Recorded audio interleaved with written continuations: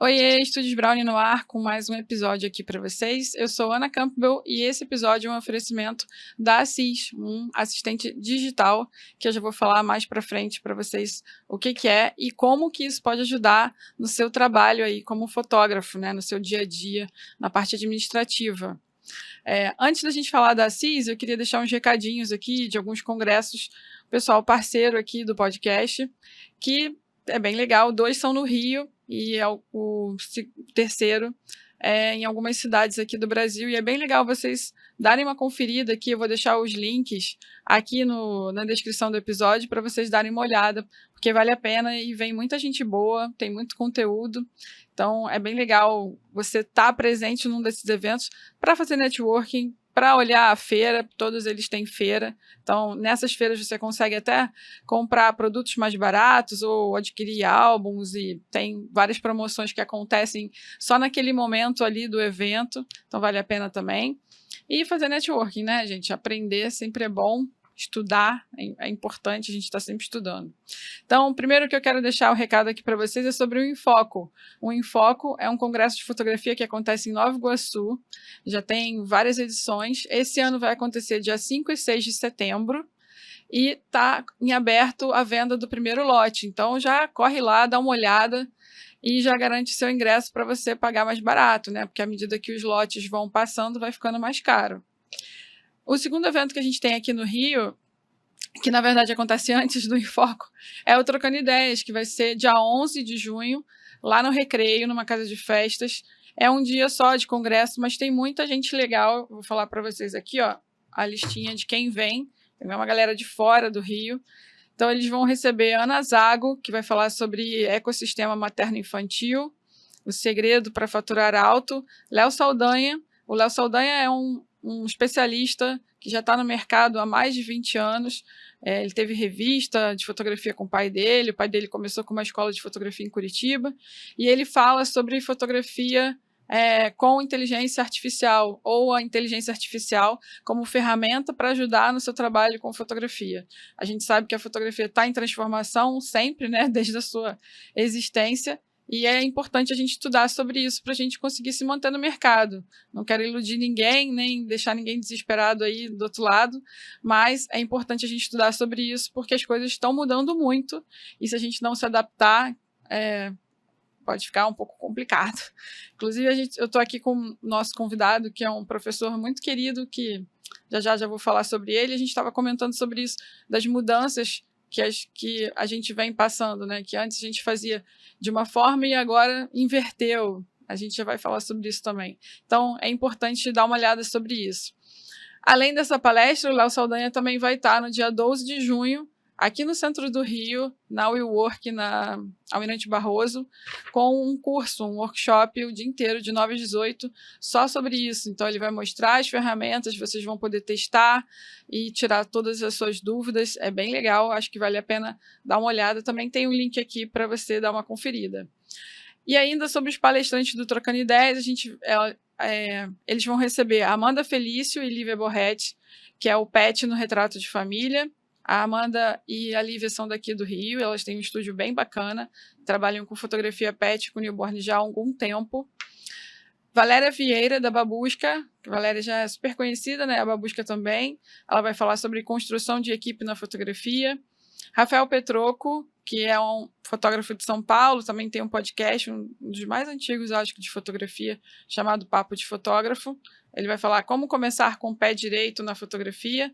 Celso Modenese, que é o designer mais conhecido do mercado de fotografia, super querido. Ele vai falar sobre logotipo e branding. Ele é um cara muito bacana, sou muito fã do Celso. Ele que fez a minha marca, a marca da escola. Então, eu sou suspeita para falar dele. Tiago Silva, que vai falar sobre conexão e relacionamento. Acho que o Tiago trabalha com fotografia de casamento. E o Robson Nakamura, que foi falado agora, né? A Flávia, não sei se a Flávia vai trazer mais alguém, hein? Pode ser que no meio do caminho aí ela ainda presente mais algum convidado, mas o Robson entrou agora e o Naka vai falar sobre criatividade para composições de ensaio newborn. E além do Trocando Ideias, a gente tem o Congresso do Revolution, que acontece em várias cidades aqui do Brasil. Já teve a edição em São Paulo, a próxima edição vai ser em Curitiba, dia 20 e 21 de maio. É um congresso grande, acho que em Curitiba ele vai receber umas 450 pessoas. Depois vai em Goiânia, 5 e 6 de agosto, e BH, 1 e 2 de outubro. Muita coisa legal, né? E falando agora do nosso patrocinador, a Assis é um assistente digital para facilitar a sua vida nas questões administrativas que eu sei que os fotógrafos não gostam de fazer. Então, se você tem muito trabalho, muito pedido e as coisas ficam um pouco bagunçadas, vem do WhatsApp, vem por e-mail, vem pelo direct do Instagram, você tem a possibilidade de usar esse aplicativo aqui para concentrar todas as oportunidades e pedidos num lugar só. Você consegue, esse aplicativo é gratuito, você faz o seu cadastro, cria uma página como se fosse um Linktree com todas as suas opções de produtos e serviços.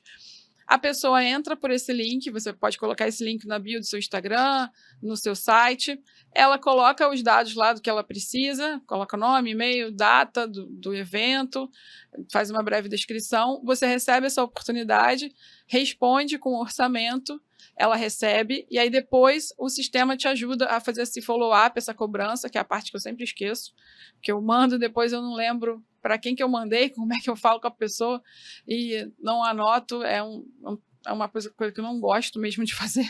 Então, o Assis tem me ajudado muito nisso, porque ele faz esse follow-up para mim, e também ele faz o recebimento. Então, se eu fechar com aquele cliente, eu posso fazer o pedido de pagamento, passar o link de pagamento para o cliente por ali. E aí ele pode receber por boleto, por Pix, por cartão parcelado. Você que define quantas parcelas são, você que define se pode receber pelo Pix ou pelo boleto, ou só Pix ou só boleto. Se for no Pix, você também pode colocar parcelado, se é um cliente mais antigo que você conhece, sabe que é seguro. Então, você pode colocar lá que ele vai poder pagar parcelado no Pix e a Assis lembra ele do pagamento. Isso também é ótimo, né? Porque você ter que cobrar o cliente é um pouco chato.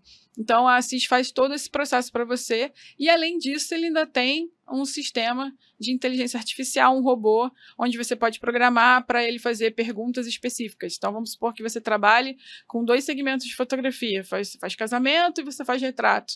Então, quando a pessoa entra em contato, você pode perguntar se ela quer casamento, se ela quer retrato. Você pode configurar o robô para fazer todas essas perguntas e já chegar para você redondinho, filtradinho, para você não perder muito tempo também falando com a pessoa, tá bom?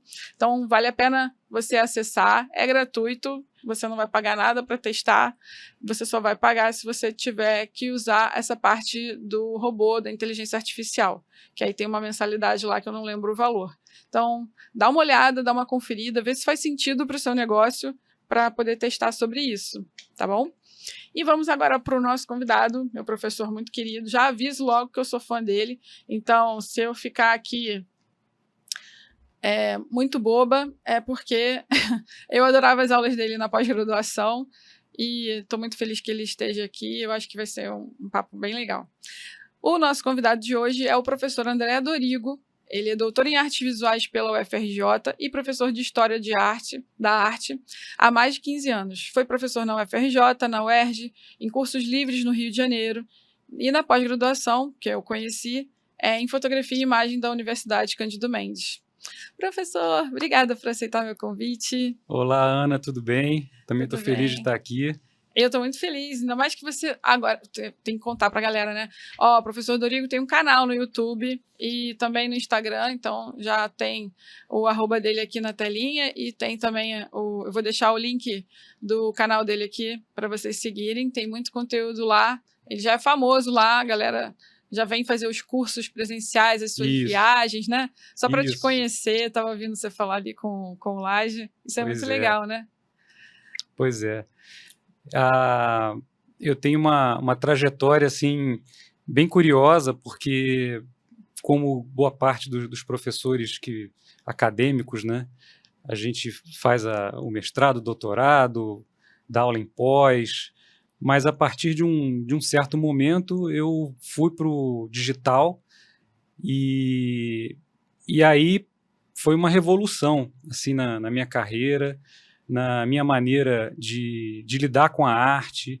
Então foi assim, foi difícil, mas ao mesmo tempo muito prazeroso e desafiador, porque são mudanças que acontecem na nossa vida, e nós temos que acompanhar essas mudanças, e a única coisa certa é a mudança. Eu acho que se existe uma frase para sintetizar isso tudo, é que a única coisa certa é a mudança. Mas o conteúdo que a gente adquire, que a gente aprende, e também os relacionamentos que a gente cria ao longo da vida, isso sempre permanece.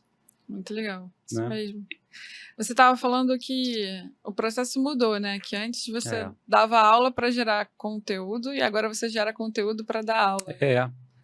Esse processo de ir para o digital começou durante a pandemia ou antes? Foi antes. Antes? Foi antes. Pois é, bom, primeiro que eu vou falar um pouco da minha carreira, né? Uhum. Eu, na verdade, eu fiz graduação em desenho industrial, com habilitação em comunicação visual, programação visual, melhor dizendo.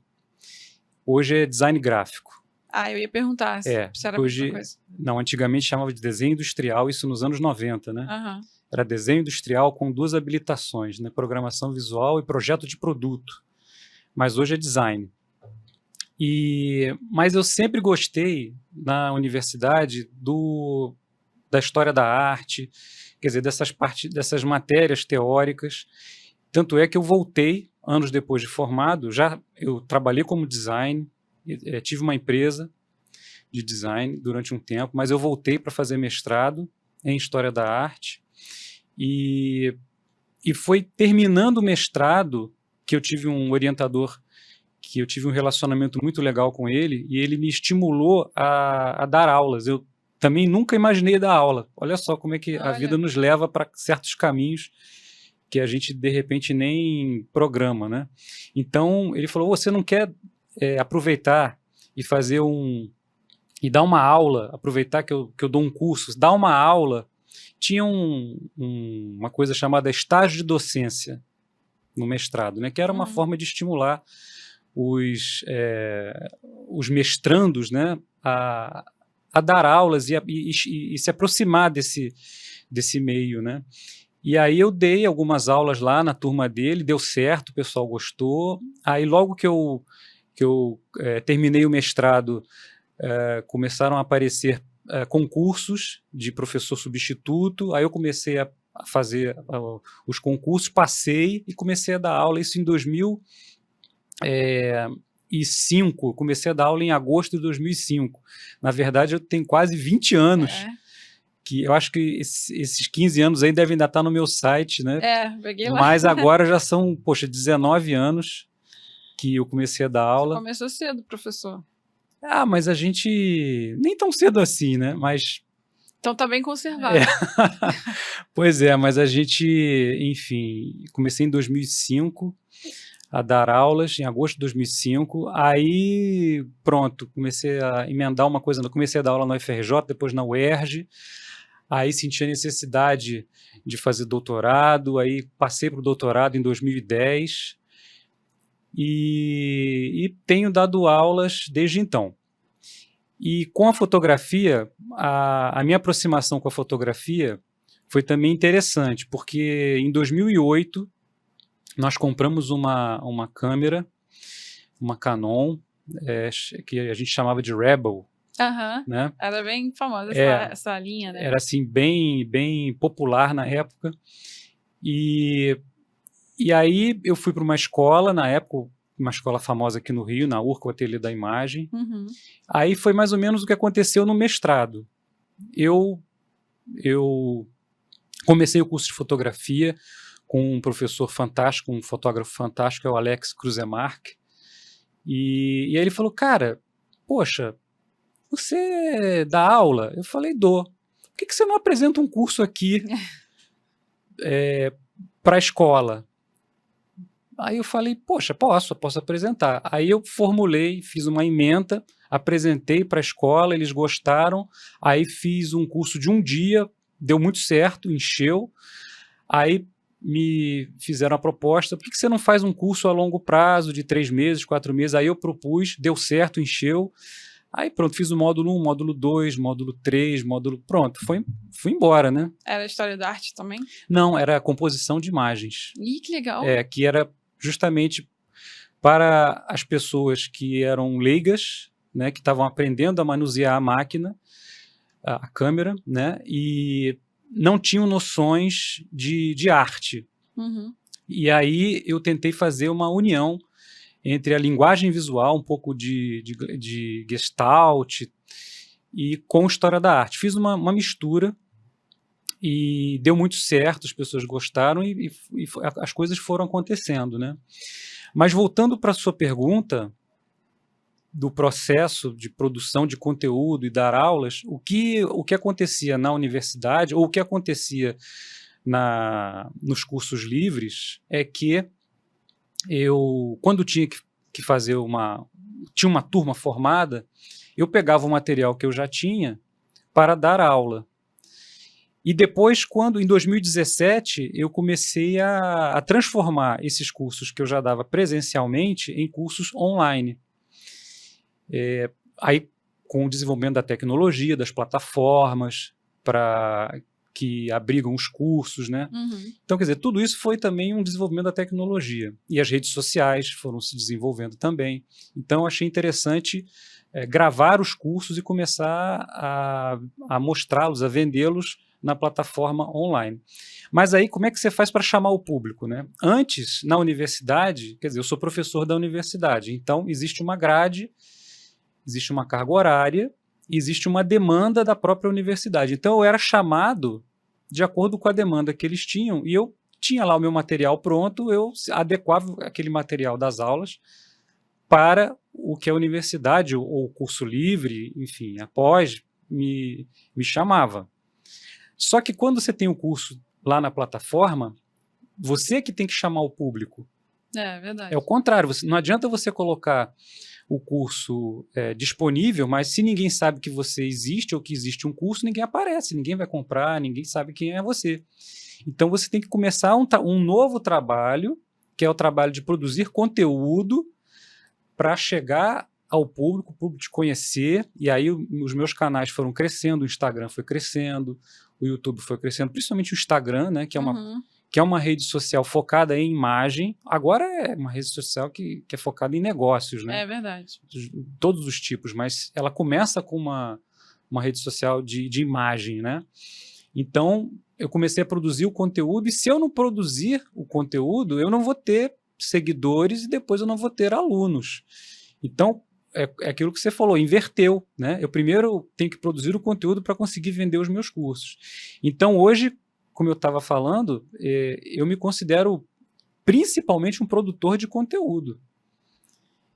E aí, primeiro o produtor de conteúdo para depois ser o professor. E depois dos meus alunos me conhecerem pelas redes sociais, fazer os meus cursos, veio depois a demanda pelas viagens, que aí as pessoas também querem se encontrar. Querem... poxa, eu te conhecia por um curso, te conhecia pela live, quer dizer... E aí, quando a gente faz as viagens, aí tem o encontro, tem um fechamento de um ciclo, né?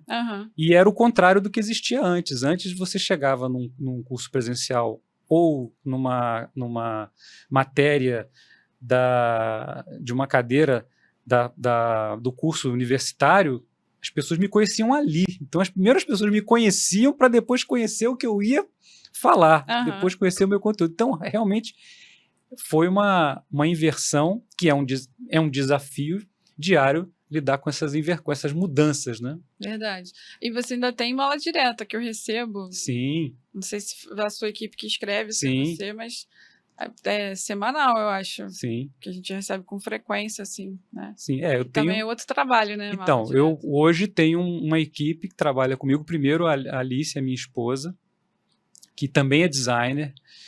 Nós nos conhecemos na faculdade e a gente chegou a trabalhar juntos como designer. Depois, ela seguiu uma carreira no serviço público e eu segui a carreira acadêmica. E depois que nós começamos os cursos online, nós nos reencontramos nesse negócio dos cursos online. E realmente ela me ajuda com as redes sociais, ela me ajuda na produção desse conteúdo da Mala Direta. Aí agora, como eu também te falei, né, antes, eu tenho uma pessoa que me ajuda com a produção de conteúdo, que organiza a produção de conteúdo para mim, porque eu faço postagens diárias. Agora eu faço também vídeos, Reels, e eu alimento as redes sociais, todas as redes sociais, e eu também tenho uma pessoa que trabalha com atendimento. Então, quer dizer, eu já tenho uma equipe que trabalha comigo para dar conta de todas essas demandas que vão aparecendo e a profissionalização tanto do professor, assim, do fotógrafo ou do professor que quer ter um trabalho independente, ele tem que passar por essas etapas, ele tem que entender a complexidade do negócio, porque realmente você vira o que você faz é um negócio, né? Então você tem que ter uma estrutura para isso. Verdade. Quem você acha que, não sei se vocês têm uma estatística sobre isso, se tem como saber, qual é o público que mais acessa ali? São fotógrafos, são designers? Porque história da arte é um tema que abrange várias carreiras, né? Olha, o público, quando eu dava aula especificamente num curso de fotografia, quer dizer, eu chegava com a história da arte e com a composição, com a comunicação visual, a linguagem visual para o fotógrafo. Então, todo mundo ali fotografava ou gostava de fotografia. Então, era assim, um grupo bem heterogêneo. Então, eu tinha, por exemplo, muitos médicos, muitos engenheiros que queriam na fotografia uma fuga mesmo. Uhum. E também tinham os estudantes de fotografia que queriam uma carreira na fotografia, né? no negócio da fotografia, no campo da fotografia, ou como fotojornalista, ou como artista fotógrafo, enfim, ou as duas coisas. Então, tinha esse perfil. Agora, quando eu foquei em história da arte, eu percebo assim que o público é um público mais amante da arte. Então, também são médicos, são engenheiros, são, enfim, de diversas profissões, Uhum.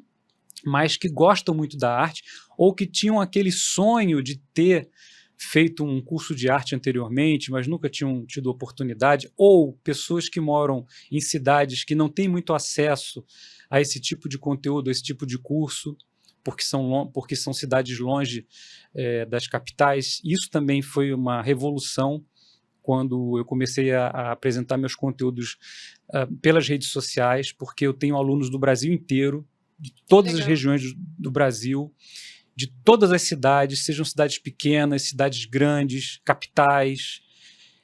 Então, você diversifica muito. Então, se antes eu tinha um público assim do Rio de Janeiro, ou assim de cidades próximas ao Rio de Janeiro, agora eu diversifico para o Brasil inteiro. E também tenho público fora do Brasil, ou brasileiros que moram no exterior, ou latino-americanos.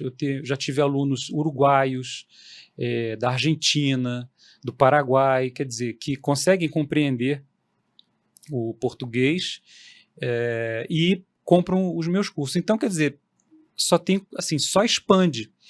E o meu público, assim, agora, e que viaja muito comigo, esse, é um público mais de amante da arte. Uhum.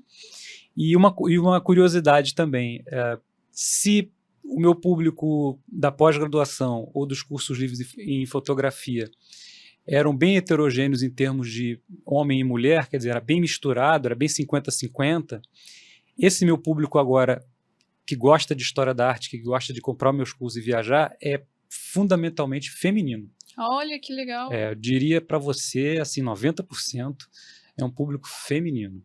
É muito interessante. Que bacana. Eu trabalhei na época da pós, eu trabalhei na escola de imagem, que era uma escola de BH que tinha uma filial aqui. E eu era coordenadora lá e eu tinha sido aluna de lá. Eu comecei no ateliê, fiz alguns cursos no ateliê, aí fui para a escola de imagem, fiz um curso de formação lá.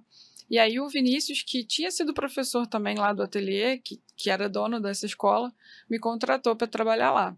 E aí eu lembro de um professor que ele ficou um pouco revoltado, porque eu era uma ex-aluna que estava entrando para coordenação, né? E aí ele veio reclamar, aí eu falei, cara, mas é diferente. Eu não tinha ainda, óbvio, a experiência de um fotógrafo como ele, né? Mas aquela minha função não era de fotografia, né? Eu estava ali na parte administrativa, e isso eu tinha experiência anterior de outros trabalhos, né? E eu lembro dele criticar muito sobre isso. Aí teve uma vez que eu falei para ele, cara, eu vou... Que ele falava, porque as mulheres, que não sei o quê, aí falava de uma turma que tinha muitas meninas. Falei, cara, eu acho que aqui a gente tem mais mulher do que homem, nas turmas. Isso em 2016, 2017. Aí ele falou, eu duvido. Eu falei, então tá bom. Aí eu peguei todas as turmas que a gente tinha tido desde o início da escola aqui no Rio, e fui contabilizando. A gente tinha lá os relatórios, né, as chamadas, e aí chegou a 70%. Então era 70% de público feminino. Acho que as mulheres estudam mais. Não sei por que elas não aparecem tanto quanto os homens, mas... E pode ser um processo. E é interessante você falar dessa época, porque eu dei aulas presenciais na universidade e também nos cursos livres, até 2017, 2018. Aí depois veio a questão da pandemia, que mudou tudo, né? E de 2017 eu comecei os cursos online e depois foquei completamente a partir da pandemia. Aí deu um boom também de alunos, enfim, de vendas de cursos. Assim, foi uma coisa assim, mudou o paradigma, né? Mudou tudo. Mas eu também não sei se agora, no ano que nós estamos, se eu começasse a fazer aqueles mesmos cursos que eu fazia antes, tanto na universidade quanto os cursos livres, de repente a maioria agora já fosse de mulher. Não sei, não sei se nesses anos para cá também pode ter tido essa mudança do perfil. Né? Só testando para ver. Eu não sei, mas eu sei que ultimamente o meu público é feminino, assim, a grande maioria. Muito legal. E é muito legal. Professor, como que a história da arte se relaciona com a evolução da fotografia? Olha, primeiro que a fotografia ela faz parte da história da arte. É claro que qual é a manifestação artística que mais se aproxima da fotografia? É a pintura. E é claro que a pintura é uma manifestação e a fotografia é outra, né? São coisas diferentes, mas isso não significa que elas são opostas, muito pelo contrário. Mas se eu quiser traçar assim um ponto de convergência entre pintura e fotografia, eu poderia falar do Renascimento, ainda que a fotografia só tenha realmente sido desenvolvida como nós conhecemos a partir do início do século XIX. Mas se não tivesse acontecido muita coisa desde o Renascimento, provavelmente o que aconteceu no século XIX não aconteceria como foi. E por que eu falo isso? Porque no Renascimento, eu digo aí século XV, principalmente na Itália, os artistas, e aí eu digo artistas pintores e arquitetos, por exemplo, eles começaram a fazer estudos com a câmera escura. Então a câmera escura ela passou a ser um objeto fundamental, uma ferramenta fundamental para os artistas a partir daquele momento. E a câmera escura ela não é apenas a base da fotografia, como também ela auxiliou no desenvolvimento, por exemplo, da perspectiva linear, que foi uma linguagem que vem da matemática utilizada na construção, na arquitetura das pinturas, a partir do Renascimento, e isso tem a ver com a composição. Então, o que acontece é que no século XIX, quando houve a descoberta da fotografia, o início da fotografia, descoberta é uma palavra assim um pouco esquisita para falar, porque na verdade tudo é um processo, né? Mas o que houve ali é que o desenvolvimento da física, né, do conhecimento físico que vinha do Renascimento, ele se encontra com o conhecimento químico principalmente a partir do século XVII, 17 e 18, com o desenvolvimento da litografia. Quer dizer, houve ali uma coincidência de saberes da química e da física, porque já se sabia, né, da imagem projetada no fundo da caixa da câmera obscura, né, aquela imagem invertida, mas não se sabia como fixá-la de maneira permanente. E aí, ou seja, o que se precisava ali era de um conhecimento químico, né? Como é que você fixa essa imagem que já era conhecida, já se sabia como se projetava. Aliás, a câmera obscura, ela já enfim, estudos com a câmera obscura são muito mais antigos, né? Desde a antiguidade, mas no Renascimento isso vira uma ferramenta para os artistas, uma ferramenta sistemática. Então, eu acho que nesse sentido, a pintura e a fotografia, elas caminham juntas, né? A fotografia já era pressentida. Se eu não me engano, foi o Walter Benjamin que falou isso. A fotografia já era pressentida há séculos antes da fotografia realmente começar a existir, né, como objeto, né?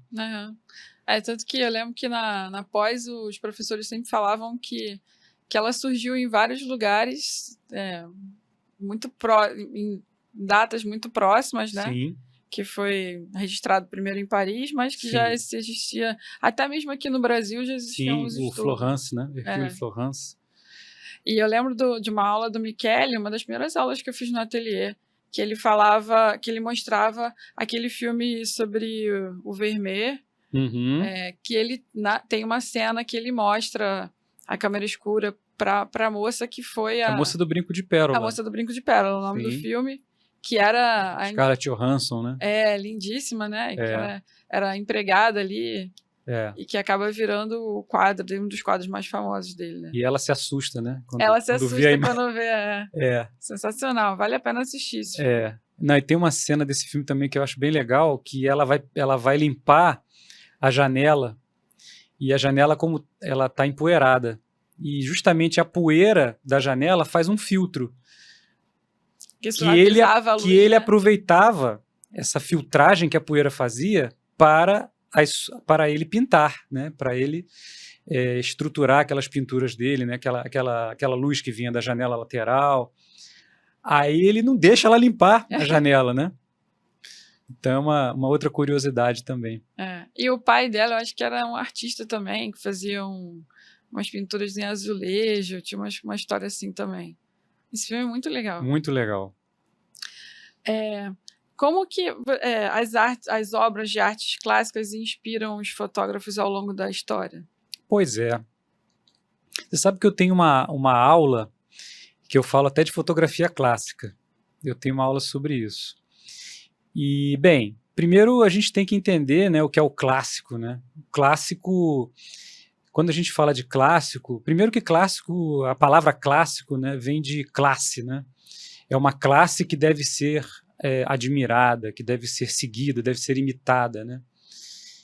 E, enfim, o período da antiguidade greco-romana, da civilização greco-romana, ela foi chamada de período clássico, né? Ou seja, porque aquele momento, aquela civilização, ela gerou um legado cultural que foi muito influente, principalmente a partir do Renascimento. Justamente o nome Renascimento é resgatar, renascer essa cultura que foi obscurecida pelo que os teóricos diziam as trevas da Idade Média, né? Mas isso é apenas um ponto de vista, né?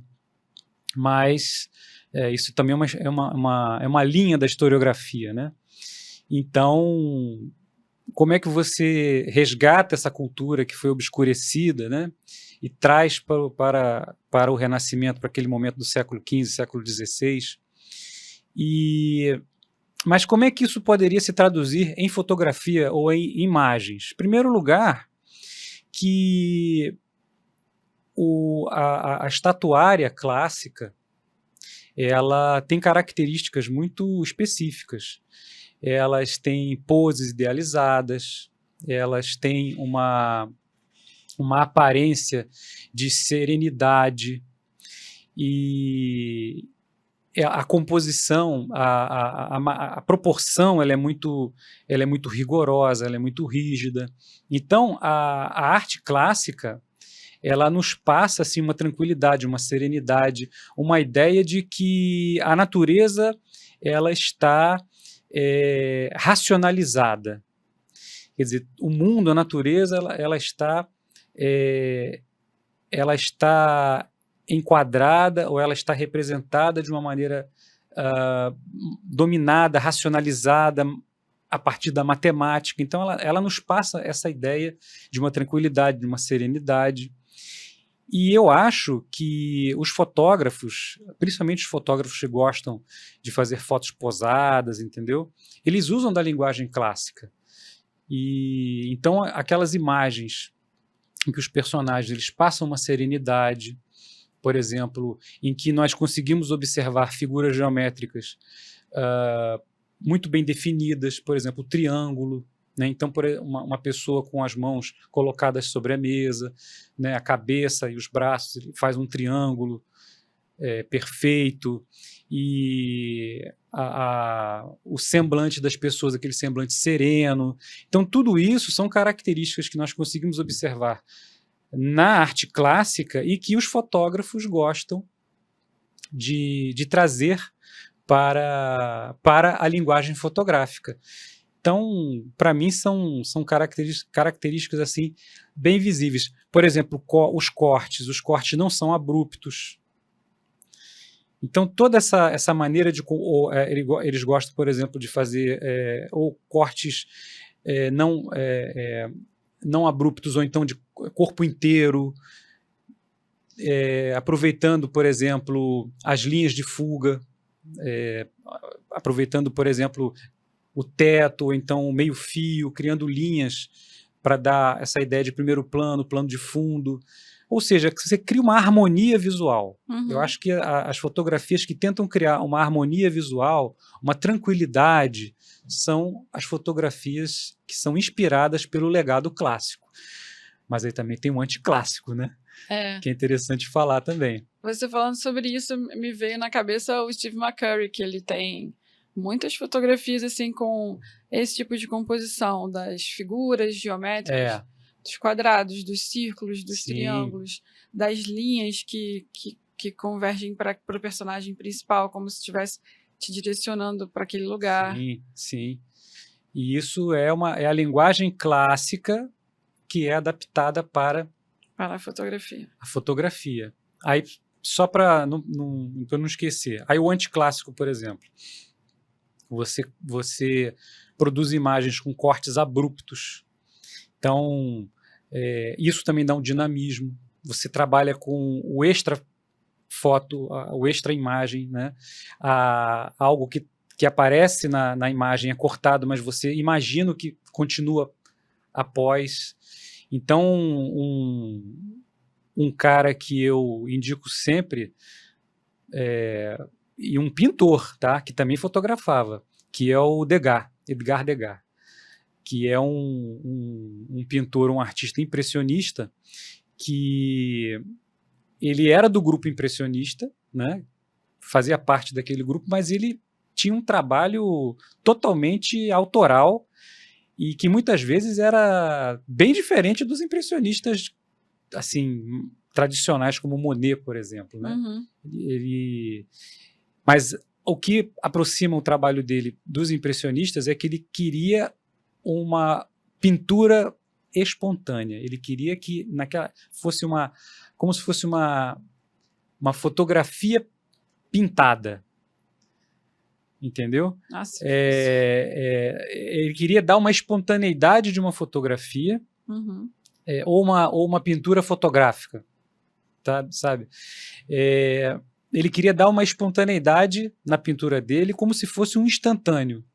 E ele consegue isso, né? Impressionante. As bailarinas que ele faz, os jockeys, os cortes que ele faz nos cavalos, as bailarinas, ele corta a bailarina no meio, entendeu? Então ele cria um dinamismo, e eu acho engraçado que quando eu apresentava isso para os alunos, quer dizer, eu apresentava o clássico, todo mundo se identificava, todo mundo achava lindo, que é uma coisa para contemplar e coisa e tal. Quando eu apresentava o Degas, você sentia um desconforto, mas eu apresentava, gente, eu estou apresentando linguagens, propostas diferentes, né? E para vocês entenderem o que é clássico e o que é o anticlássico. Muito legal. Não, e tem gente que tenta fazer como se fosse uma pintura, né? A fotografia. Sim. Alguns retratos, assim. Sim. Pela luz, pela cor, Sim. por toda a composição. Muito legal. Que, aliás, para você, assim, eu imagino, sempre disse, né? Aliás, eu fui estudar História da Arte, porque eu me formei designer, e o design, ele também é conhecido, ainda que haja muita polêmica, né? É arte, não é arte, mas ele tem elementos artísticos, né? Ele tem elementos da cultura visual, da pintura. Aí teve um momento que eu falei, se eu não for estudar a arte ou a história da arte, eu não vou entender em profundidade o próprio design, né? Porque ele vem de um contexto de revolução industrial, de modernidade, de arte moderna, ele está nesse contexto. Então, eu fui estudar a história da arte para ter mais base para o que eu estava fazendo como profissão. E o que eu sempre digo para o pessoal que fotografa, para você ser um bom fotógrafo, você tem que desenvolver um olhar e uma cultura visual que vem a partir de um repertório, e esse repertório você consegue estudando principalmente a história da arte. Então, para mim, para você entender luz, você tem que estudar o Renascimento, o Barroco, né? Você falou do Vermeer, né? A maneira como ele construía aquelas pinturas em ambientes, são pinturas de gênero, né? São pessoas ali, são principalmente mulheres, né? Ou profissionais liberais, o astrônomo, o geógrafo, estão ali numa mesa, ele coloca os objetos, ele sempre tem aquela luz lateral, quer dizer, ele constrói, se você faz fotografias, por exemplo, de produtos, né? Poxa, é um baita exemplo, uma baita referência, entendeu? Ou quem gosta de retratos mais assim estruturados, posados, tem que ver Da Vinci, tem que ver Rafael, o esfumato, o chiaroscuro, quer dizer, todas essas técnicas que vêm da pintura, você aplica na fotografia. Inclusive, esse foi o motivo de eu ir fazer a pós-graduação. Porque eu tinha estudado no ateliê, tinha feito na escola de imagem, mas eu sentia que estava faltando alguma coisa. E eu vim de minha faculdade de tecnologia, é muito 0 e 1, matemática, assim. Sim. Eu achava que eu não tinha uma base e nem referência em imagem para poder criar um trabalho consistente, né? E aí eu falei, cara, tem que estudar, e eu fui para pós-graduação para isso. Para poder... Mas é esse mesmo, a gente vai tendo demandas, né, ao longo da nossa vida, da nossa carreira, e a gente precisa ir atrás da nossa intuição e seguir esses chamados, né? São demandas que aparecem na nossa vida, são chamados que aparecem, e a gente tem que ir atrás deles, porque senão a gente acaba ficando estagnado. E como a gente começou falando, né, a única coisa certa nessa vida é a mudança, né? Verdade. Tudo muda e a gente tem que mudar junto também, né? E quando a gente sente a necessidade de mudar, a gente tem que mudar também. Verdade. Eu tinha colocado aqui uma pergunta, mas a gente acabou falando junto, né? De que maneira que os fotógrafos utilizam técnicas artísticas como composição, luz, sombra, para criar imagens visualmente impactantes, né? Que seria estudando história da arte. Sempre, sempre, sempre, sempre. E cada vez mais, né? Cada vez mais estudando. Poxa, eu estudo há tanto tempo, sempre me surpreendo com coisas novas, com coisas diferentes, né? E principalmente no mundo de hoje, né?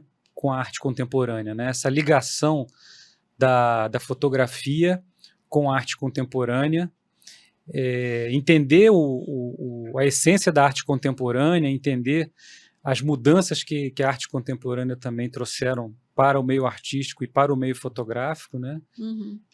Inclusive a fotografia, ela transcende a imagem, né?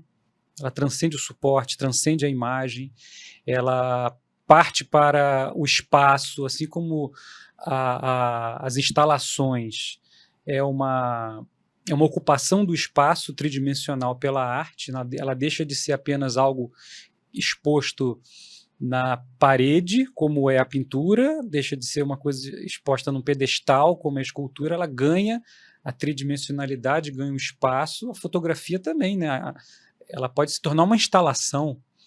Então, o fotógrafo artista, ele também tem que ter essa noção, não só da tradição da história da arte, que vai auxiliar ao desenvolver o olhar, a luz, as texturas, enfim, toda essa parte da linguagem visual, mas ele também tem que entender essa mutação, essa transcendência que acontece com a chegada da arte contemporânea e a fotografia, como ela se imbrica com essas mudanças da contemporaneidade. É mais um desafio ainda, né? Mais desafiador ainda. Eu lembro que na pós, a gente sempre tinha alguns professores mostrando, principalmente acho que era o Maurício, não sei se eu vou saber falar o nome dele, Maurício Lissovski, que infelizmente pois é, né? faleceu na pandemia, né? Pois é. Eu descobri da pior maneira, eu fui fui ver uma exposição lá no IMS em São Paulo, e aí a exposição tinha tido uma curadoria dele, e tinha lá uma menção honrosa, uma homenagem. E eu falei, porque a gente ficou tanto tempo isolado em casa, né? Então, quando volta, eu não sabia que ele tinha falecido, mas enfim, era um professor incrível também que sempre trazia muitas reflexões para a gente. Pois é. E eu lembro muito dele falando da história da arte como referência para muitos repórteres, muitos fotojornalistas, né? Ele mostrava muito como exemplo as premiações do WordPress Foto. E, na época, eu já trabalhava com fotografia comercial, que são os eventos sociais, né? E eu não via muito, já tinha muitos concursos na época, mas eu não via muito a galera indo beber nessa fonte, né? Hoje em dia eu já vejo um pessoal mais profundo ali. E eu lembro também de uma palestra que a Roberta Tavares fez, que ela trabalhou um tempo como representante da Magnum. E aí ela fez essa comparação de referências, né? Ela pegava um personagem da história da arte e relacionava com um fotógrafo comercial que estava fazendo algo parecido ali, assim, que remetia a não uma reprodução, mas esqueci o nome da palavra. Quando não é reprodução e é uma apropriação, alguma coisa assim? Não. É uma referência, né? Uma referência, tem uma palavra, daqui a pouco eu lembro. É uma referência. E você acha que existem semelhanças e diferenças significativas entre essa interpretação da arte por meio da pintura e da fotografia? Olha, sim, existem semelhanças. Eu acho que a semelhança, até o Roland Barthes, ele fala muito isso, né, na obra Câmara Clara. Ele fala que a primeira imagem fixada de forma definitiva, né, aquela heliografia do Niepce, né?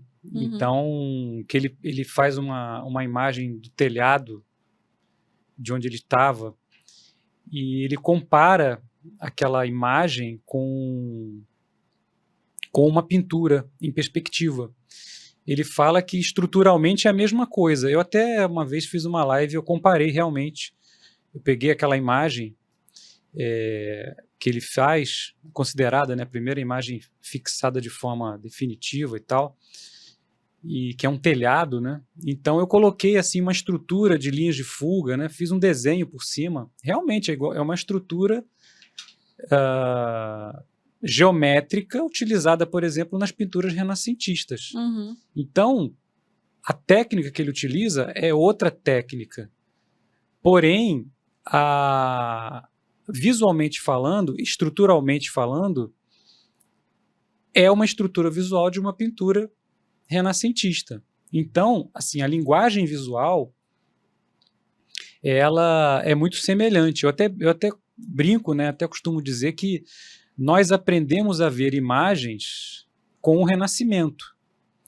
E mesmo com a modernidade, com a arte moderna, toda a desconstrução que a modernidade trouxe para esse código visual, e mesmo a arte contemporânea, que é uma desconstrução assim mais profunda, as pessoas ainda continuam a ver imagens como o Renascimento determinou, né? Que é a visão em profundidade, que é mesmo que você não saiba que exista, por exemplo, a perspectiva, você consegue entender, né, uma imagem bidimensional, mas que simula, né, a tridimensionalidade. Mas isso também é um código visual. Esse código visual ele é compartilhado até hoje.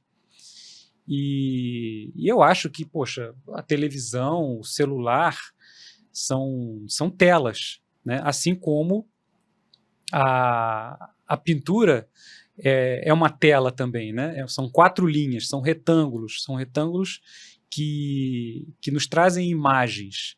Tem uma música da Adriana Calcanhoto que eu gosto muito, né? Estou sempre repetindo nas minhas aulas, que é a música Esquadros, né? Que ela fala que ela vê tudo enquadrado. Ela fala pela janela do quarto, pela janela do carro, pela tela, pela janela. Quem é ela? Eu vejo tudo enquadrado, né? Então a gente acostumou a ver as coisas, ver o mundo de forma enquadrada, principalmente a partir do Renascimento. A gente vê a televisão, vê o celular. Uhum. E a gente quer cada vez mais definição, quer cada vez mais cores, a gente fica cada vez mais viciado nessa telinha, e que eu digo que é uma demanda por verossimilhança, né? A nossa cultura ela tem uma demanda por verossimilhança, né? Por aparência de verdade a partir da telinha. Então, assim, essa seria a semelhança, né? Que continua até hoje. É engraçado você comentando sobre isso, tem outras pessoas que falam a mesma coisa, né? A Annie Leibovitz fala no livro dela que ela aprendeu a fotografar olhando pela janela do carro. Acho que o pai dela era militar, eles viajavam muito, e ela estava sempre no carro, então ela começou a fotografar com os olhos por ali. Sim. Ela estava sempre olhando pela janelinha, né? Sim. E tem aquele documentário, acho que é Janela da Alma, que tá no YouTube, que eles falam muito sobre isso também. Do Walter Carvalho, né? Acho que é do Walter Carvalho.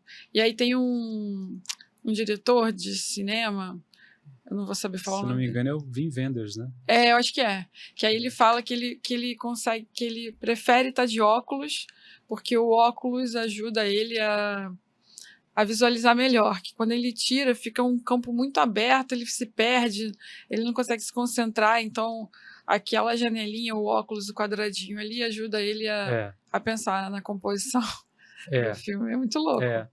Se eu não me engano, o Hermeto Pascoal também fala nesse filme algo semelhante, que ele tinha uma dificuldade, né, os olhos dele ficavam o tempo todo assim se movimentando, então ele tinha uma dificuldade de ter uma visão maior, né, mais aberta.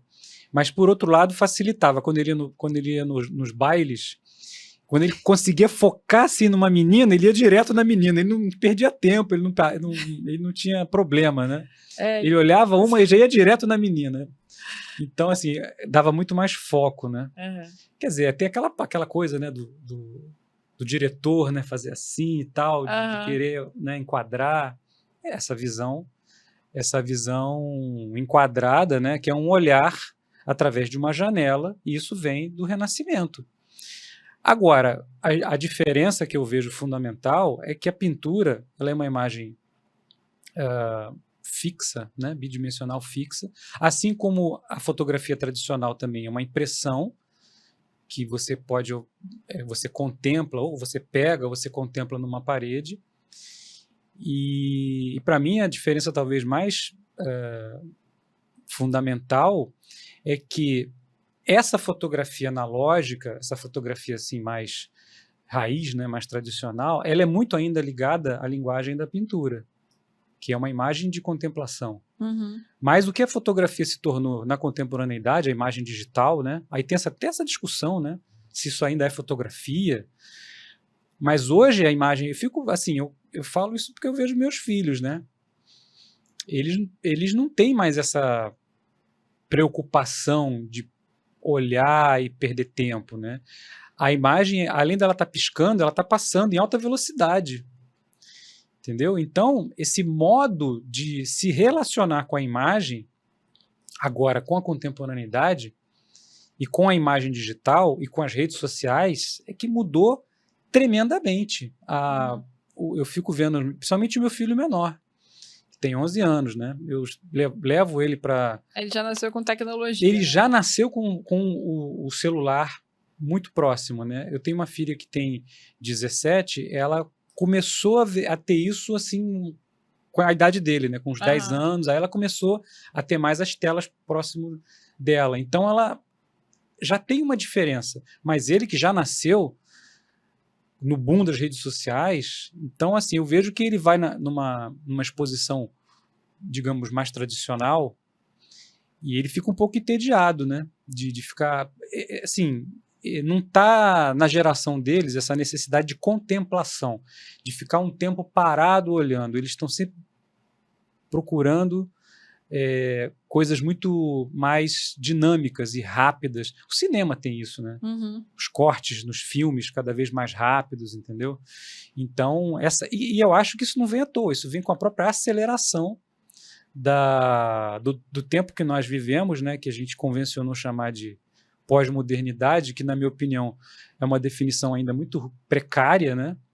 Mas que, na verdade, para mim, a pós-modernidade, que seria um momento a partir dos anos 70, 1970 para cá, ela é a hipermodernidade, né? Ela é a aceleração de tudo que começa no período da modernidade, que a partir da Revolução Industrial do século XIX, né, das grandes revoluções sociais, Revolução Francesa, Iluminismo, quer dizer, essas mudanças que vêm acontecendo na economia, na sociedade, na política, elas vêm mudando a maneira da humanidade viver, os processos vão se acelerando e houve uma crise nos anos 70 e, peraí, houve uma mudança. O que vai ser daqui para frente?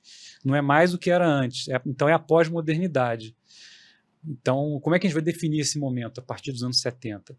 Mas, na verdade, o que eu tenho percebido é uma aceleração cada vez mais. E essa aceleração vem também com uma mudança cada vez mais contundente e acelerada. Então, a imagem digital, a maneira como as pessoas lidam com as imagens, essa velocidade, essa urgência, isso está no mundo que a gente vive, isso está na sociedade que a gente vive. Então, voltando para a tua pergunta, eu acho assim, que as semelhanças da fotografia com a pintura, eu diria, a semelhança é da fotografia antiga, tradicional, analógica, que é o fato de você poder contemplar a imagem, você ter tempo para perder, entre aspas, né? Ficar contemplando a imagem. E a diferença é o que a fotografia ou a imagem digital se tornaram no mundo de hoje. É o turbilhão, é a velocidade infinita, né? E aí sim é o abismo, né? É a diferença fundamental. Então, antigamente eu ficava pensando se a pessoa já nascia com essa percepção, assim como a gente já nasce sabendo sugar, né, para pegar o leite, alguma coisa assim. Mas, sei lá, hoje observando, me fica parecendo que eles aprendem mais rápido a ler uma imagem porque eles estão recebendo mais imagem cada vez mais rápido, né? Sim. E aí, por isso que ele passa rápido, porque ele consegue identificar rápido o que é. Então, ele não é nada que chame atenção para ele parar e falar, opa, peraí, o que é isso aqui? Né? Não tem nenhum ruído. Já é tradicional e ele já vê aquela composição em todos os lugares. Então, para ele é mais fácil de identificar o tempo que a gente levava, né? Eu acho que a cognição, né? A maneira como isso chega para eles, realmente, o olhar deles é outro, o cérebro deles é outro, entendeu? Há muitas facilidades hoje, né? Imagina, antigamente, a gente quando queria se aprofundar, por exemplo, até a fotografia, né? Onde se tinha, pega 30 anos atrás, né? Onde se aprendia fotografia, onde se tinha informações sobre fotografia, eram os fotoclubes, eram reuniões, eram revistas importadas, ou publicações que as pessoas produziam, quer dizer, era muito assim de comunidades que eram criadas para trocar informações, né? Hoje está tudo já mastigado e cada vez... Eu fico comparando, quando eu montava a aula há 15, quase 20 anos atrás, eu dava aula em transparência, né? Eu comecei a dar aula em transparência, eu comprava os livros, eu ia na biblioteca, eu, sei lá, tirava xerox do livro, passava para transparência, ou então fotografava naquelas maquininhas digitais assim, bem rudimentares, e imprimia, ficava assim um tempão para conseguir imprimir as transparências, para conseguir apresentar no reto projetor, né? E hoje você tem imagens de boa qualidade disponíveis pela internet, nos sites. Se não tiver, você pode criar com inteligência artificial. Agora, então, você pode criar uma coisa ilimitada, né? Então, as facilidades estão muito grandes. E, por outro lado, isso cria uma preguiça mesmo nas crianças, né? Então, qualquer coisa que o professor pede, qualquer coisa que nós pedimos, você sente que tem uma certa má vontade, né? Ah, mas, poxa, vou ter que fazer, vou ter que perder tempo, vou ter que meio que pensar está um pouco... Fora de moda. Pensar está um pouco... E pensa, ainda mais o fotógrafo, né? O fotógrafo que não pensa sobre o seu trabalho, que não reflete sobre a sua carreira, que a gente tem que o tempo todo produzir, mas pensar o que está produzindo, para a gente conseguir projetar o que vai fazer, dar o próximo passo. Não adianta o que te trouxe até o momento que você está vivendo, né? Não vai ser o que vai te levar para o próximo nível, próximo patamar, que é uma frase também dos empreendedores, né? Que se fala muito. Verdade. Né? Você tem que te trouxe até aqui, te deu sucesso, te trouxe boas coisas, não necessariamente é o que vai te levar para frente, porque a mudança está te engolindo o tempo todo, né? Então, pensar a sua trajetória, pensar o teu trabalho é uma coisa fundamental. E a gente tem esse conflito de gerações e de tecnologias, né? A tecnologia está entrando aí para botar lenha na fogueira do conflito de gerações, né? E tá cada vez mais fácil, né? Você fotografar. Não precisa nem pensar tanto assim, porque no digital no analógico você tinha que pensar mais, né? Para você... Sim. Porque era caro o filme, você não podia desperdiçar, e você tinha que calcular. Então, eu lembro do Rogério Reis, veio aqui, ele falou que o editor-chefe do JB arrancava o fotômetro das câmeras para eles pensarem, né? Então, ele calculava de cabeça, ele sabia quantos metros estava, não sei o quê, pelo tempo. Caramba. Aí ele fazia lá a leitura e fazia a foto. Agora, aí veio a digital, beleza, da SLR. Você só vê a foto depois que você clicou. Então, você ainda tinha que pensar um pouco, né? Porque você podia errar. Mas agora, com a mirrorless, ela já te mostra o resultado antes de você apertar o botão. Então, se você não quiser pensar sobre fotografia, sobre luz, né? Sobre calcular a abertura, diafragma, isso, você só mexe os botões ali, chegou, agora eu tô vendo do jeito que eu quero que saia, e aperta o botão, entendeu? A pessoa não se preocupa muito com isso, né, também. Pois é, então, como é que você vai lidar com todas essas mudanças, todas essas inovações e se diferenciar, né? E eu acho que o artista, por exemplo, aí fazendo uma comparação, né? O artista, ele ganhou e perdeu muito com a modernidade, né? Porque se ele tinha um lugar já definido na sociedade, que era pintar para os reis, né? Para os poderosos, ou para os burgueses, né? Depois da ascensão da burguesia, né? Com o capitalismo, ele, com a modernidade, ele passa a querer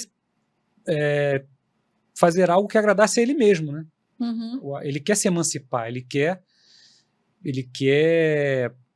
fazer algo para a sua subjetividade, né? O indivíduo vai se colocando cada vez mais, na subjetividade, o indivíduo vai se colocando cada vez mais presente na modernidade. Por outro lado, se ele tinha um lugar cativo, um lugar mais um lugar mais confortável, mais submetido a muitas intervenções, né, e muitas pessoas poderosas, Ele agora, nesse segundo momento, ele vai ter muito mais liberdade, mas ele tem que mostrar que veio também, né?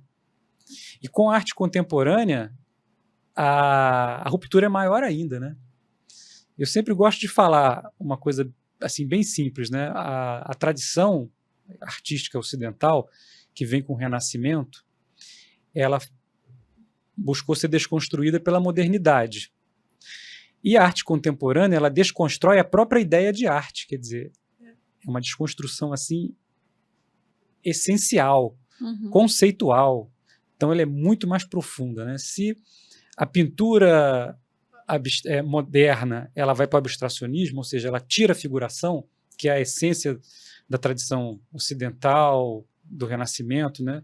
Olha, eu não vou mais figurar, né? Não vou mais representar em imagens, né, o mundo visível. Agora eu vou para a abstração, eu vou apenas pintar formas visuais. O artista contemporâneo, o que ele faz? Ele desconstrói a própria ideia de pintura. Não preciso mais pintar. Eu vou para o espaço, eu vou para a instalação, vou para o tridimensional. Eu posso usar a pintura se eu quiser, ou a fotografia, ou a escultura, para a minha ideia da minha instalação, a ideia da minha obra. Quer dizer, a técnica vai ficando de lado. Então, se o artista cada vez mais tem mais liberdade, e o fotógrafo também tem cada vez mais liberdade, mais recursos, mais ferramentas, ele cada vez mais precisa dizer a que veio. Ele precisa mostrar uma diferença, ele precisa mostrar o que o olhar dele, o trabalho dele tem de original, né? Então, a grande dificuldade no mundo de hoje é a originalidade. Verdade. Ser original. A gente acaba ficando sempre na mediocridade ali, na média, né? Na média. E sempre sujeito a vir uma nova tecnologia que, de repente, vai fazer alguma coisa que você pode estar fazendo mais rápido, mais barato, e aí, como é que você fica, né? Então, até para o próprio professor, né? Poxa, com essas ferramentas hoje, o ChatGPT, que você escreve para mim uma coisa assim, assim, assado. Ele vai e faz um texto. E aí você olha o texto, às vezes tem umas mancadas, né? Mas às vezes está até razoavelmente estruturado. Mas tudo isso depende também dos dados que são colocados. Se os dados vão aumentando, naquele banco de dados que ele faz a pesquisa para montar aquele texto, aquilo vai aprimorando, né? Então, cada vez mais... Poxa, vai aprendendo, quer dizer. Então, cada vez mais os desafios, as facilidades são maiores, mas os desafios também são maiores. E a gente tem que saber lidar com com esse turbilhão, né? A gente vive no turbilhão. Verdade. Tem software agora de várias empresas que fazem o tratamento das imagens. Então, se você é um fotógrafo que tem muito volume, você pode contratar e a inteligência artificial vai aprendendo com o seu tipo de tratamento. Você sobe os catálogos antigos que você tem, ele lê, entende o tipo de foto que você seleciona. Então, ele trata tanto na edição, na escolha ali na curadoria, quanto no tratamento da imagem, de ajuste de luz, cor, contraste, né? E ele vai aprendendo conforme você vai alimentando mais catálogos ali, a ponto de, em algum momento, você não precisar interferir muito, que ele faz tudo para você. Mas pois é. É bem doido, né? Mas ainda é caro.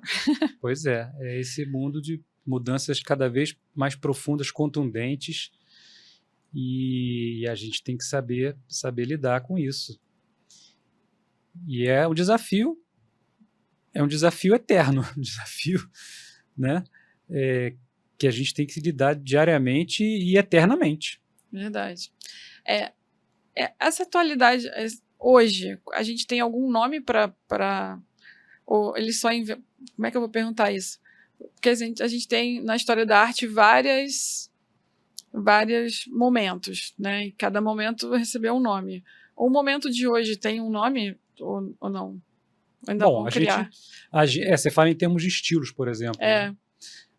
Olha, o que eu sempre digo é o seguinte: na história da arte, a maneira como a historiografia foi estruturada, o estilo, né, as características, né, formais de uma manifestação artística são muito importantes. Então, por exemplo, na Idade Média, até o século XIX, até o século XVIII, mais ou menos, né, existe muito a ideia do estilo de época, ou seja, na Idade Média havia, por exemplo, o gótico, o românico, quer dizer, a maneira como se construía, a maneira como se pintava, obedecia a certas regras que era uma característica de uma época. O Renascimento, o Barroco. Com a modernidade e o início dessa aceleração contínua, houve cada vez mais uma fragmentação e os estilos passam a ser muito mais de grupos, de escolas, do que de épocas. E você passa a ter os estilos coexistindo. Então, o neoclassicismo ele passa a coexistir com o romantismo, aí vem o realismo, depois o impressionismo. Então, a gente chama a era dos ismos. Aí tem vários ismos que vão acontecendo ao longo da modernidade e sempre assim, muito próximos, né? E principalmente no início do século XX, com as vanguardas modernistas. É ismo que não acaba mais. Eles acontecem ao mesmo tempo, fauvismo, futurismo, cubismo. É ismo que realmente não acaba mais. Aí eu brinco o seguinte, né? Os últimos ismos da história da arte são o individualismo, quer dizer, hoje cada um faz o que bem entender, inclusive você pode até se juntar em coletivos, quer dizer, você pode se estruturar para fazer um trabalho em grupo, um trabalho coletivo, mas é uma escolha sua, né? Mas cada um faz o que bem entender, é um individualismo. E eu digo também que existe o curadorismo, porque como hoje há uma quantidade tão grande de manifestações e os parâmetros estão tão difíceis de compreender, o curador é um elemento importantíssimo para validar que o trabalho do artista que ele esteja fazendo seja considerado a arte ou seja considerado comercial. Então, acho que essa dobradinha artista e curador é muito importante. Tanto é que os artistas hoje, muitos vão para a academia. Muitos vão fazer mestrado, doutorado, porque o artista precisa pensar academicamente, de forma estruturada, o seu próprio trabalho. Porque aí ele também ele faz um pouco esse trabalho do próprio curador, né? De validar academicamente, validar teoricamente o trabalho dele. Então, por isso que tem essa demanda do artista ir para a academia fazer pós-graduação. Muito legal. Entendeu? Então, você tem o curadorismo e o individualismo. Para mim, são os últimos ismos da história da arte, o individualismo e o curadorismo. E eu levo isso para o professor também, tá? Eu acho que o professor... eu vejo o meu caso, né? Uhum. Eu vim da academia, eu fiz mestrado, doutorado, mas desde 2017, o meu trabalho é essencialmente um trabalho diretamente com o público, né? Então, as pessoas compram o meu curso, querem me encontrar e não necessariamente querem ir no curso X ou na universidade Y.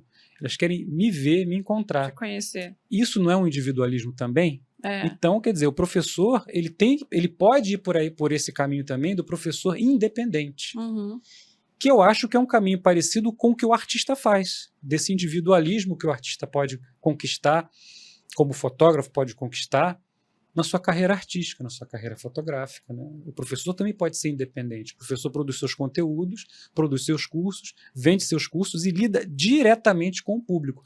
E não necessariamente precisa passar pelo filtro ou pelo aval de uma instituição. Uhum. Ainda que ele tenha sido formado, que eu coloco lá, sou doutor em artes visuais pelo UFRJ, tenho o maior orgulho disso, foi difícil pra caramba conseguir, e eu coloco isso, eu não quero me desvincular do meu passado, nem não quero, tenho o maior orgulho e sou super a favor da universidade pública, gratuita, e espero que ela se mantenha, que ela melhore, entendeu? Tomara. Mas eu acho que hoje em dia você tem essa possibilidade de ser um professor independente. Uhum. As redes sociais dão essa possibilidade. Por isso é que eu digo, né? A gente vive um mundo de dificuldades, de desafios, mas também de muitas oportunidades. Verdade. Já aconteceu de alguém te abordar na rua, assim, por te reconhecer? Muitas vezes. É mesmo? É estranho? Muitas vezes. Eu já achei estranho, mas agora... Já tá acostumado. Eu tô até tranquilo, né? E é muito engraçado que eu viajo com os grupos, né? Com muitos grupos. Então, assim, as minhas alunas, elas muitas vezes... elas vivenciam isso, né? Uhum. Eu tô andando com elas num lugar E aí vem uma pessoa e me aborda e quer tirar foto, entendeu? Uma coisa assim bem engraçada, né?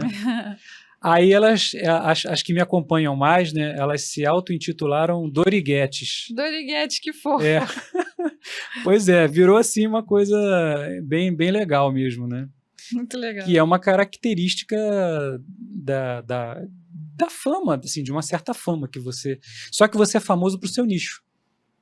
Entendeu? São as bolhas, né? São as bolhas, então você tem que lidar com isso. Não é mais aquela comunicação massificada que era com a televisão, que era com o rádio, que são os meios de comunicação massificados, né? Agora você fala com os grupos, com as bolhas, então você é famoso na sua bolha. E é uma coisa também que a gente aprende a lidar com isso. Eu acho muito legal, eu acho muito interessante. Eu estou te trazendo para uma outra bolha. Espero que você fique famoso nessa bolha de cá também. Legal. Que é mais da fotografia comercial. Legal. Legal. Até porque, assim, o nome Brownie era mesmo por causa da câmera, uma das primeiras câmeras da Kodak.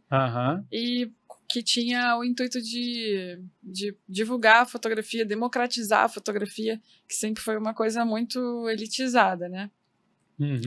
E aí eu acho que as bolhas precisam se renovar em relação a referências, né? A bolha não pode se tornar uma bolha. Exatamente. Pois é, no seu sentido ruim, né?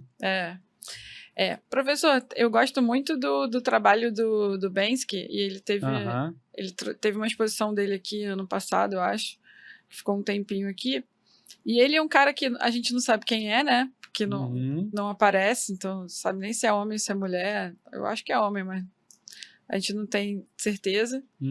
E ele fez uma coisa numa obra dele que estava em leilão, que era uma das bem famosas, que ele botou à venda, e aí quando vendeu, que bateu o martelo, ele ativou um negócio que... Um sistema, né? Um sisteminha que cortou, pareciam aquelas... Triturou, né? Aquelas trituradoras de papel, né?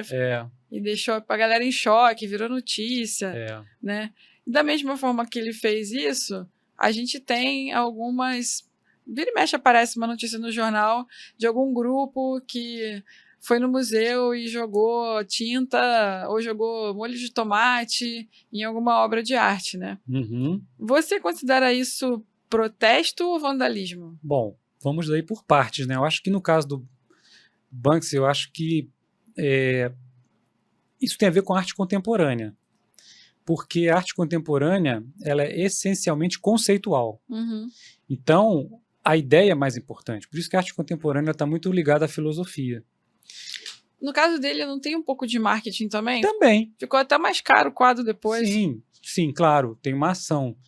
E tem a ver com o próprio capitalismo, a essência do capitalismo, né? Quando você cria uma demanda, quando você chama atenção para alguma coisa, você valoriza aquela coisa. Então, se aquilo foi validado, gerou uma demanda, gerou uma atenção, gerou um choque, isso valoriza comercialmente. Então, isso também lida com as questões do próprio capitalismo. Mas em relação a esses protestos, eu acho que é vandalismo, entendeu? Porque ainda que você possa justificar que a arte, a pintura, é algo elitista, que poucas pessoas ainda vão aos museus, que grande parte daqueles acervos foram construídos por gente muito poderosa, gente muito rica, e que seria um luxo aquilo estar tão bem preservado, seria um luxo aquilo ser tão bem cuidado, e ao mesmo tempo nós temos muitas pessoas aí abandonadas, mas aquilo é um legado da humanidade. É a história, né? É a história da humanidade, é um legado da humanidade. Eu acho que nós passamos por a humanidade, o Ocidente, melhor dizendo, né, passou assim por um momento limite com a própria Revolução Francesa, né? Porque na Revolução Francesa havia uma discussão do que fazer com aquele espólio, né? Com tudo aquilo, com aqueles palácios, com aquela riqueza toda da monarquia que foi decapitada, né? E havia uma discussão, vamos destruir tudo, ou vamos disponibilizar para os franceses, dizer, olha, isso aqui é dos franceses, isso aqui é é do público. Tanto que nos livros eles falam que o Hitler era um cara que destruía todas as obras de arte dos países onde ele invadia, justamente para acabar com a história daquele país, né? Foram poucas as que sobraram e que o pessoal conseguiu retirar, né? Sim, e ele ainda tinha uma questão com os modernistas, né? Ele considerava que os modernistas eram uma arte degenerada, quer dizer, uma arte que por ser contra ou diferente da tradição, eles eram degenerados, quer dizer, então você está taxando um grupo que queria trazer novidade, trazer uma nova linguagem, que na verdade a novidade da arte moderna está relacionada à novidade da sociedade, do mundo que eles estavam vivendo. A arte é uma consequência do contexto, ela não aparece sozinha, ainda que o indivíduo ele coloque lá suas preferências, coloque lá sua vivência, mas ele é produto daquele meio, ele é produto do seu tempo.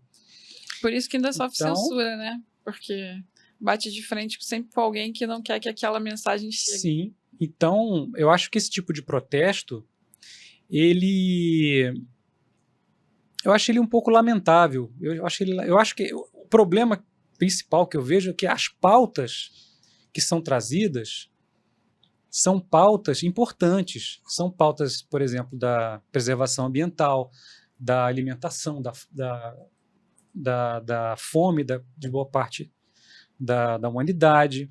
Então, as pautas são muito importantes, mas a forma como isso está sendo apresentado, a forma como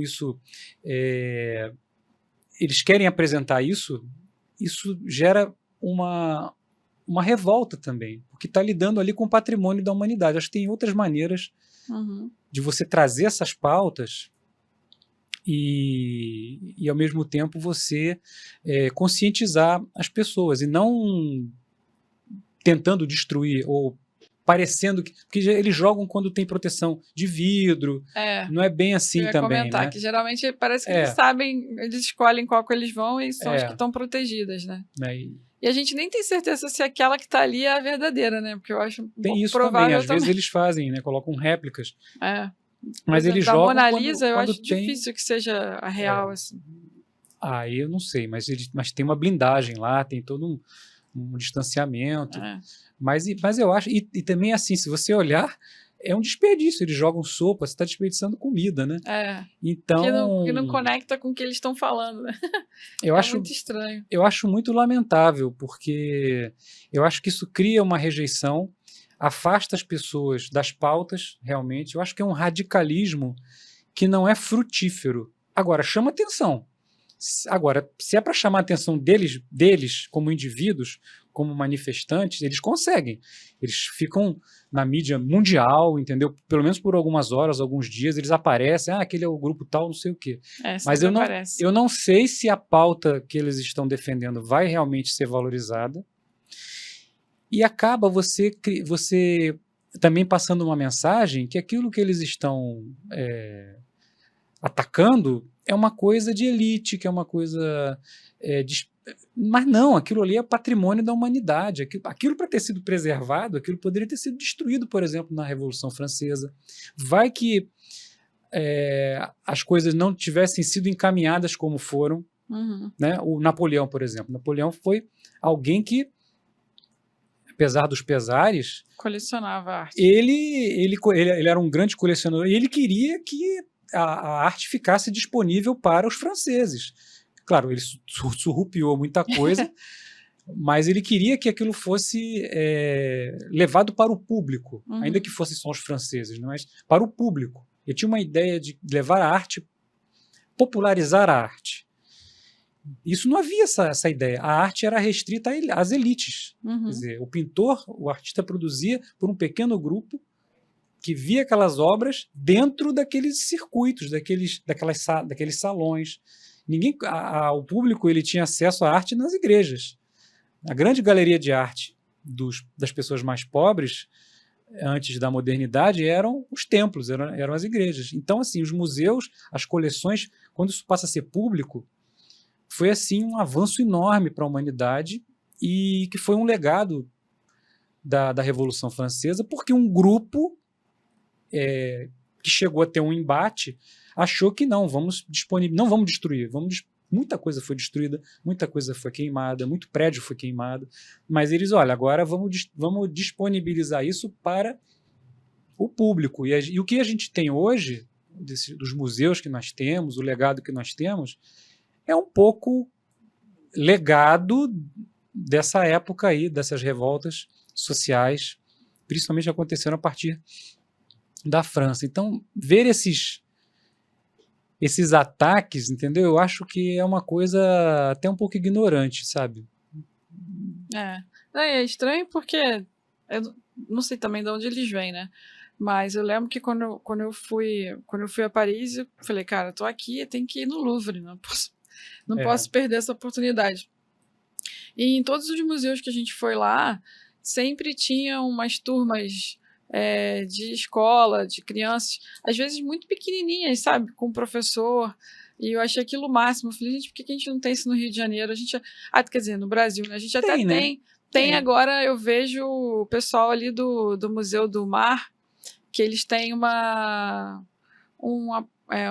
acordo, uma parceria com a Prefeitura do Rio, e aí eles levam os alunos das escolas municipais, né? Tem aulas lá, mas isso é coisa nova, né?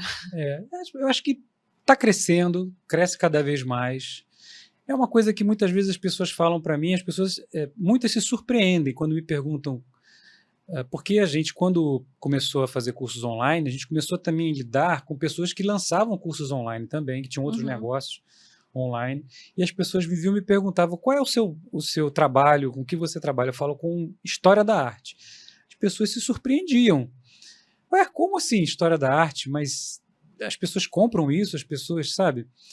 E cada vez mais gente se interessa.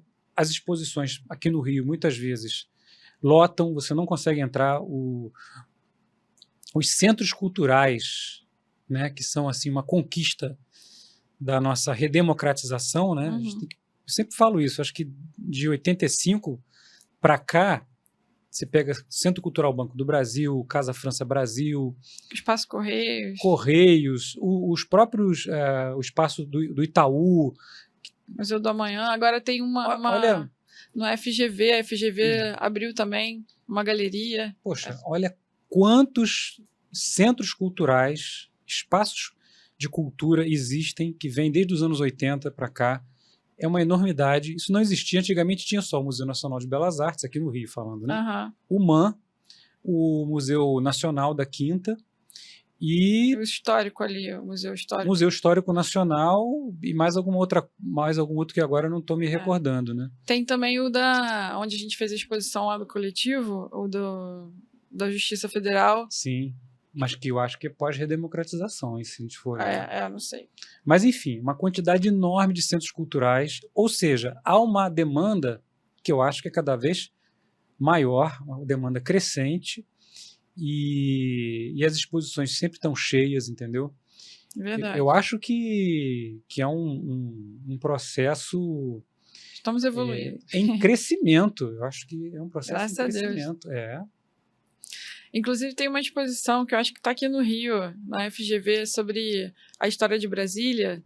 E aí são vários artistas, e aí tem uma parte com a Rosângela Renault, que eu sou muito fã dela, que ela fez uns quadros, e eles ficam no chão, parecem uns... como é que é o nome daquilo quando a gente enterra a pessoa? Estou esquecendo o nome de tudo hoje. Caixão, parece uns caixões. Não é um caixão, na verdade, é um quadro, né? Aí tem as fotos das pessoas que morreram lá em Brasília na construção, mas ela botou no chão de um jeito que fica parecendo vários caixõezinhos, assim. Ela é sensacional, aquela mulher. Sou muito fã. Caramba. Então, deixa eu ver que horas... ainda dá pra ir um pouquinho, né, Gustavo? Tu tá aí? Dá pra ir mais um pouquinho? Tem gente lá fora? Vai... Tem? Tá, então vou finalizar. Queria mais. Para fechar, professor, você acha que... Qual que você acha que é o futuro da fotografia? Ela ainda sobrevive ou ela vai morrer? Eu acho que é se transformar. Sempre se transformar. A transformação é é contínua, tudo se transforma. E a gente tem que se adaptar. A gente está vivendo um darwinismo profissional constante, né? E a gente tem que se adaptar ou tem que ponderar se é a nossa continuar ou mudar de ramo, entendeu? Mas eu acho que é se acostumar com a transformação. E olha, talvez esse termo darwinismo aí que me veio à cabeça agora seja muito pertinente, porque o que aconteceu comigo foi uma mudança de habitat. Eu vim de um habitat acadêmico, eu me encontrei num habitat de cursos livres, mais presenciais, mas é um outro habitat, né? É um outro público. E me adaptei ao habitat digital, que eu tenho um outro tipo de relacionamento com as pessoas, mas tenho um relacionamento e que depois me trouxe para uma outra experiência, que são as viagens. Então, eu acho que nós temos que sempre nos adaptar às mudanças de condição de vida no habitat que a gente transita, seja no habitat profissional, né? Ou no meio, falando, meio mesmo, né? E é uma constante adaptação. A gente evolui tentando se adaptar. Então, eu acho que essa coisa de morrer, eu acho que tudo se reinventa, tudo se transforma, e a gente tem que se adaptar a essas transformações. Gostando ou não gostando, se a gente achar que não é mais a nossa, a gente procura outra coisa para fazer, mas está aberto. Eu acho que mais difícil é estar aberto a essas transformações, estar aberto às mudanças. Mas eu também não conseguiria dizer, por exemplo, se a presença do digital, das redes sociais, é igual aconteceu quando começaram os computadores, né? A digitalização das profissões, as pessoas falaram, o papel vai acabar. Pô, o papel nunca foi tão utilizado após as impressoras, os papéis, nunca foram tão utilizados após o início dos computadores, né? Então, por exemplo, agora com as redes sociais, você não vai ter mais contato com as pessoas, só vai fazer tudo online. Pelo contrário, é um moto contínuo. Eu trouxe muito mais gente para próximo de mim pelas redes sociais. O meu conteúdo passou a ser muito mais popularizado, passou a ser muito mais conhecido. Agora, então, com as facilidades da inteligência artificial, eu posso até traduzir os meus cursos, posso colocar em outras línguas. A maneira de eu produzir os meus criativos, os reels que eu faço, eu posso usar também essas ferramentas, pode me facilitar muito mais, eu posso produzir mais ainda para ficar mais reconhecido, né?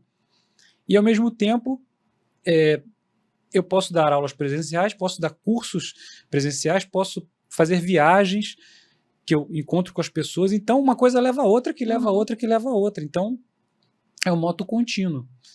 Eu acho que uma coisa não anula a outra, uma coisa pode melhorar a outra.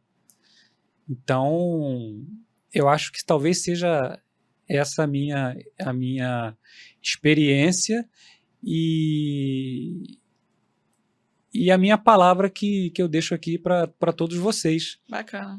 É se adaptar e tentar surfar nas ondas que aparecem, pegar os ventos, aproveitar os ventos e se adaptar a essas mudanças que sempre vão acontecer, sempre vão estar presentes. Mas eu acho que sempre as coisas alimentam as outras.